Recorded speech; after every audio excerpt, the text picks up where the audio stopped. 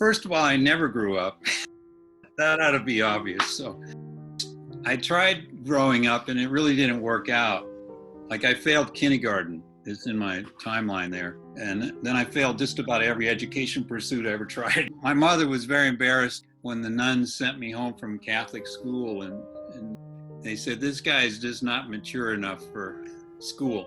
You got to keep him home. Anything that embarrassed my mother was, that was bad news. So.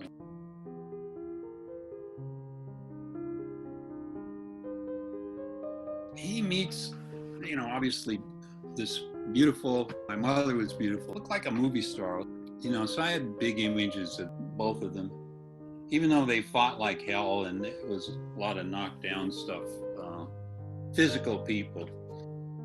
My mom and dad met, obviously, and she was pregnant with twins and they died and they weren't my dad's, and she had a belly out to here.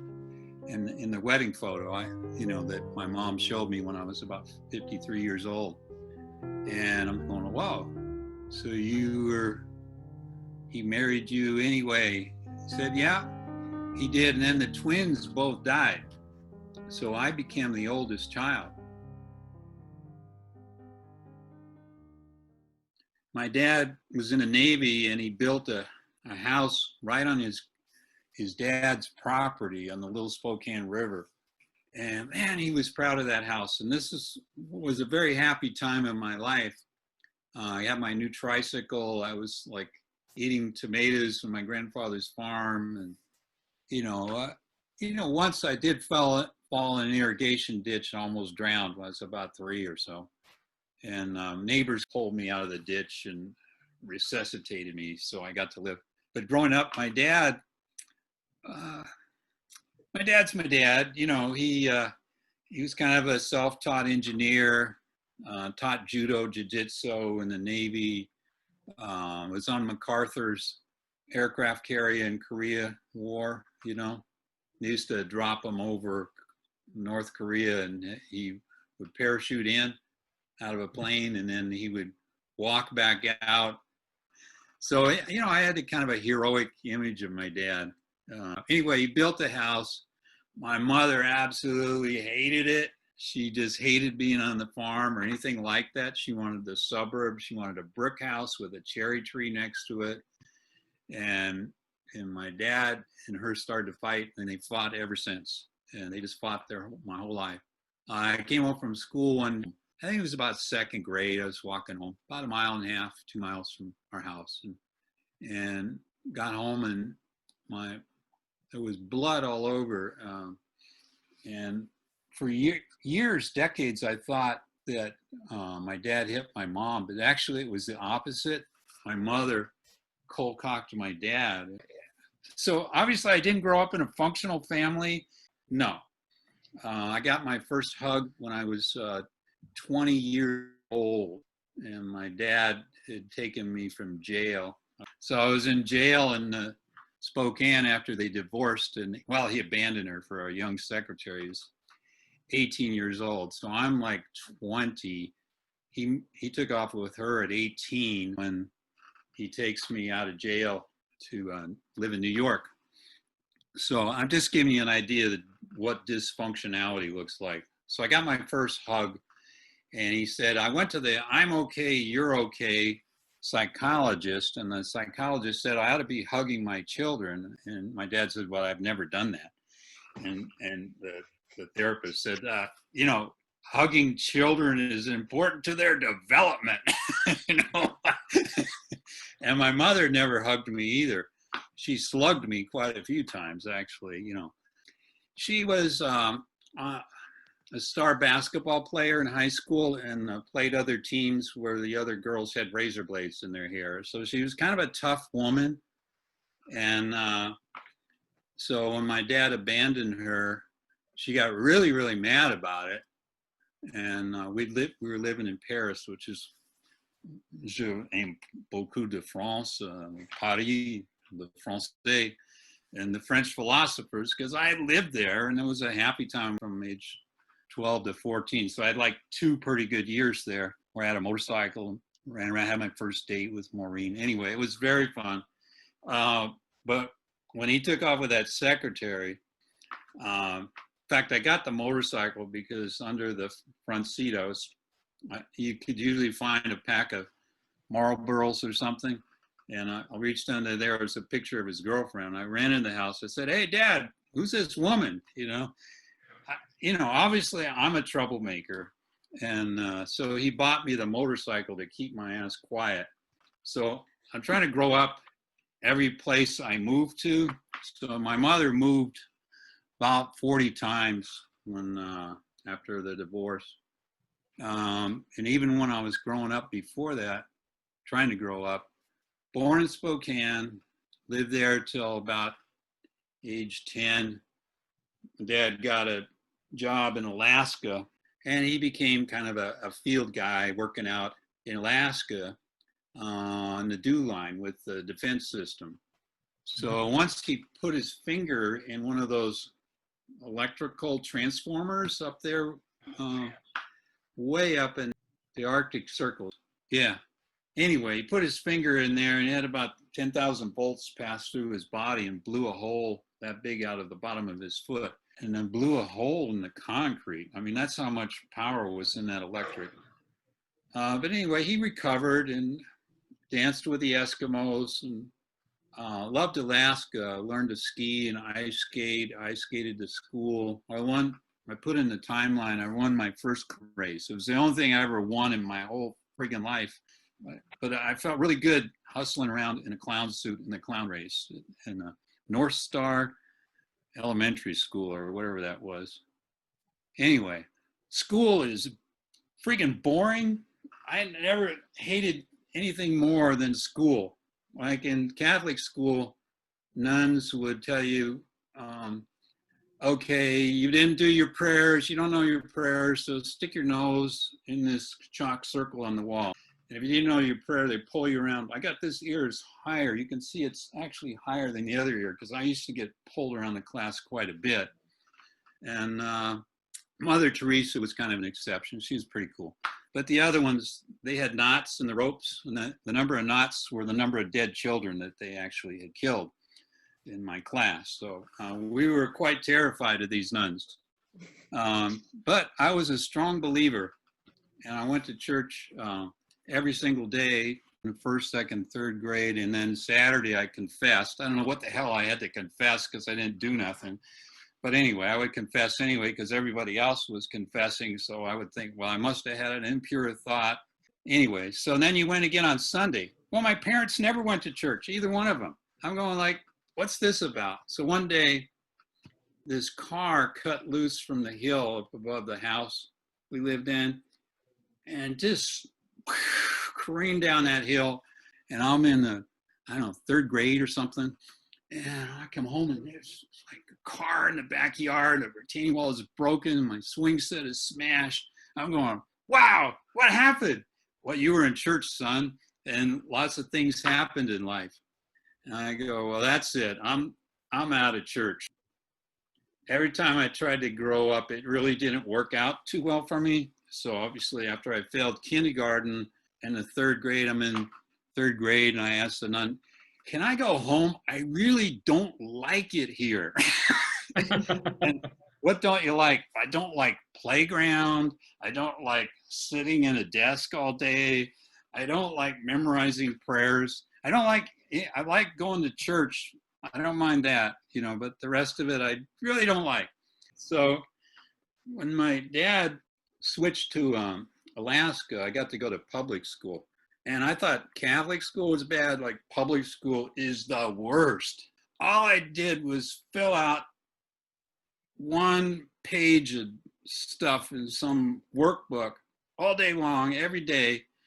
And then they would have art class and they'd say, okay, cut out the doily like this and fold the paper like this and glue it like this and say, hi, mom, or something ridiculous.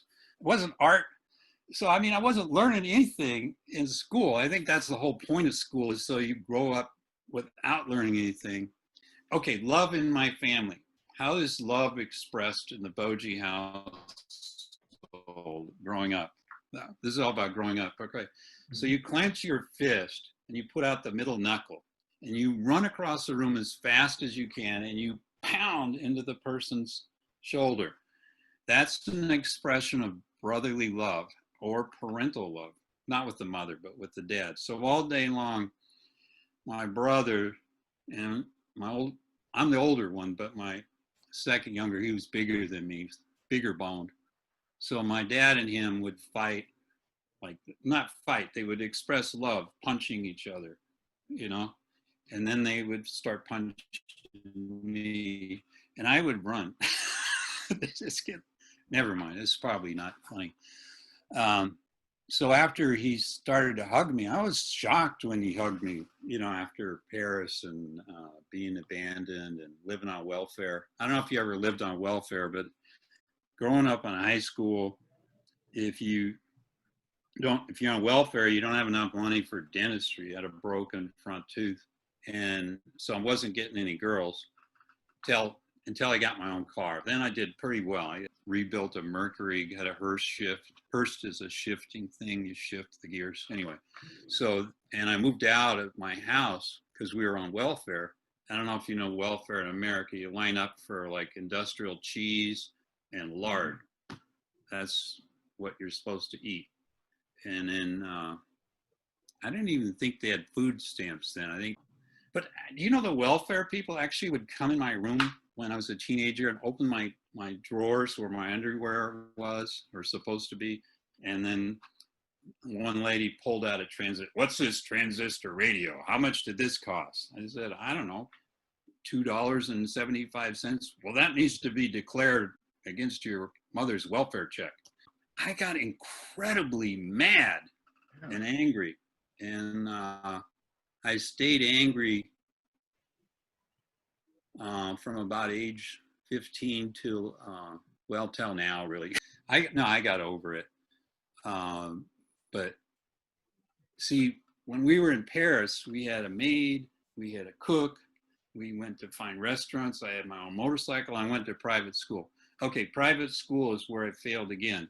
Because if you were in Catholic school and you didn't learn anything, and then you went to public school and you learned absolutely nothing, and then you go to private school, well, all of a sudden there's teachers there and they're actually teaching you things, and they expect you to write essays and figure out math problems that have words in them. And I'm going, wow, no, I really love the art. And I did art like really well. And I was great on field trips, especially skiing and ice skating. I mean, that was a great education, but I was failing. I couldn't figure out what the hell these were doing. And I was learning French and English at the same time. I mean, because I obviously never quite learned English anyway. So I'm finally getting into the 7th grade and all of that, and 8th grade, and then the divorce, everything crashes, and I go back to public school. And in the town where my mother didn't grow up, in that town, my dad grew up there. My grandparents on his side are there. And it was not a fun high school experience. I had the most tardies and the most absences. I broke the record. Every day I was either gone or late, you know. And they said nobody ever graduates with this record, but we're graduating you because we want you out. So they pushed me out, and I got kicked out of typing class. I got kicked out of English class. I got kicked out of electronics class. I got kicked out of a lot of classes. That's why I have a lot of trouble writing, because I never quite grasped this English grammar stuff, because I never had the training in English or syntax, or I still don't know what the hell a dangling participle is, and I really don't care, you know. So if you read my books, they're full of run-on sentences, the grammar is off. So here's what happened. I'm in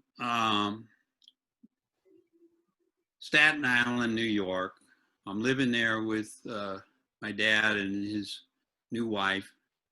And I actually liked her more than my mother. So, I mean, it's weird, but she didn't hug either. She grew up in a boarding school in England, and very prim and proper, read novels all day, very well-spoken lady. but you could talk to her, you could hang out with her. She wouldn't be slapping you across the face. And she stopped all the punching. There would be no more punching between the Boje adults, you know, or children or whatever you call this. So that was cool. And I actually liked his second wife even more. No, his third wife.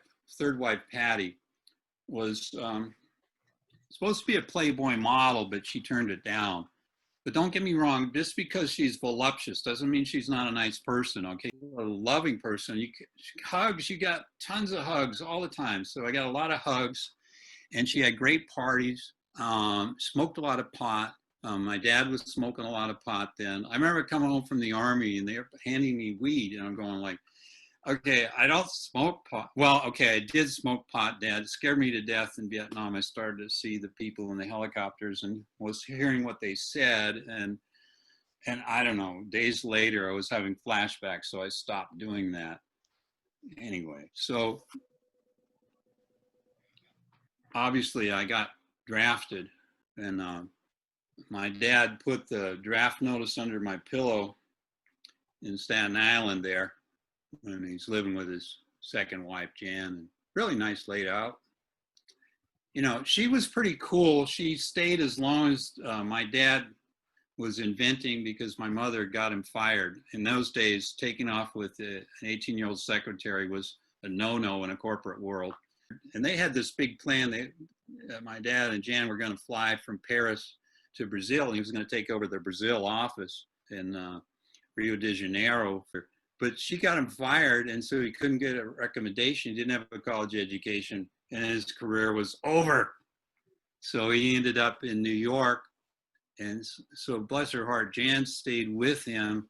The only job you could get was cleaning paint vats in a paint company, you know, cleaning the paint drums where they mix the paint. And they're big things. You got to crawl in them. That means you're going to get paint all over you. You're going to get all kinds of turpentine and all other kind of chemicals. So it was nasty. And so the superintendent said, hey, I'll give you a break on the rent on your apartment if you take all the cans of trash from the apartment building. So it's like this 15-story apartment building, and you put your trash down, it goes to the bottom, and you put it into garbage cans, and you put it out on the street. That's how life worked when you're poor. So he was doing that, and he said, there got to be a better way. Flash, instant light bulb goes off, grabs an envelope out of the trash, writes down an invention, draws it all out. You know, this mechanical device that would compress trash. So instead of carrying 52 cans of garbage to the curb, you would carry 10 of them, you know? So he goes to the phone booth. This is why I'm an impulsive person, okay? This is why I never think before I leap, okay? This is why my intuitive side is ramped up. You know, rational is somewhere over here, back there somewhere. Anyway, so he goes to takes his little scrawled envelope to the phone booth, opens up, New York lawyers, closes his eyes, puts his finger down, Sam Perman, real estate law. Okay, sounds good.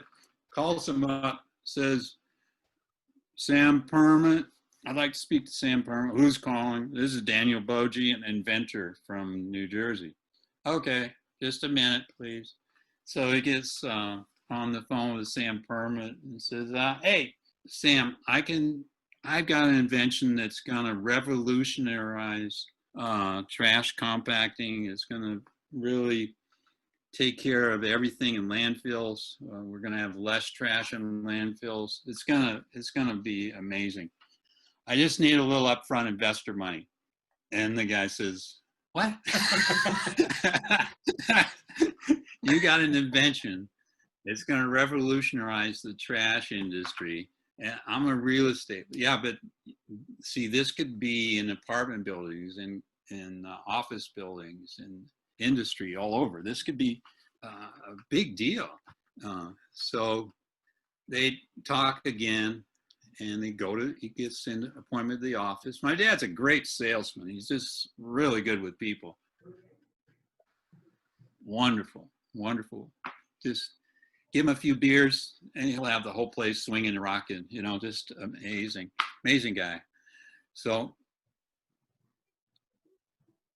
he gets the guy to carry this as a loss for his investors, you know, his real estate investors. So, and then my dad starts building it. So my dad builds this thing up in a few years. Where am I? I'm in Vietnam in the Army. I come home and say, Dad says, hey, we got to demonstrate this machine. The investors are going to be here from Sam and Saul, and they want to see a demo. I'm in my dress greens, okay? And they said, I'm proud that I made it through.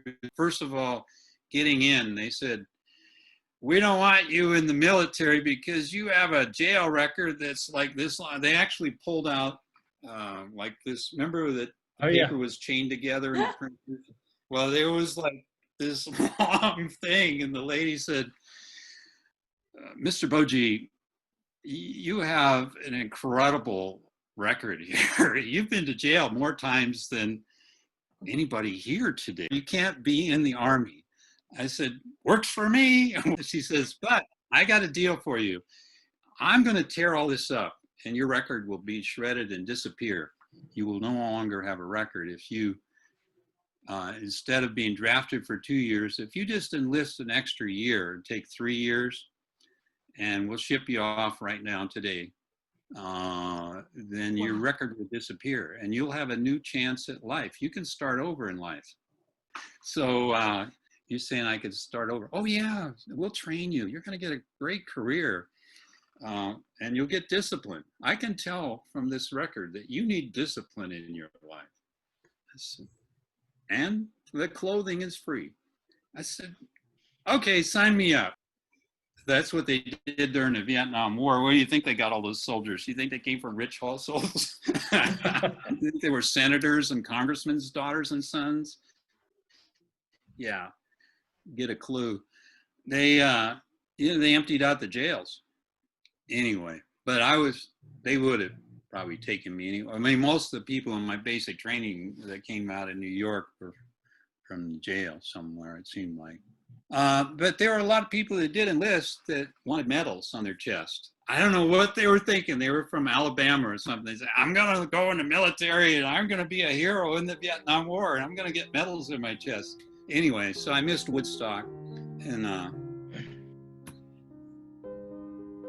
I lied about my background. I told them in the military when I got to taking all the tests, I said I was a math major.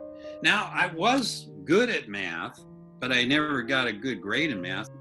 And so they kept giving us these tests more and more. And me and this other guy from Brooklyn, we're taking these tests and we're going like, what the hell is this? So, well, everybody else has left. They're not giving them more tests. Well, and we said, let's just mark C on everything. You know, we just mark C on everything. And that saved my life because those were officer training candidate forms we were filling out. So it actually saved my life. But because I put down I'm a math major and because we did so well on these tests otherwise, they pulled me out of infantry training and made me a company clerk. And I had to explain to them, I said, look, I don't know how to type. I was kicked out of typing in high school. No problem. You've got good test scores. You know math. So I got to be able to type laundry lists and I got to be able to type with all 10 fingers and they made me a company clerk.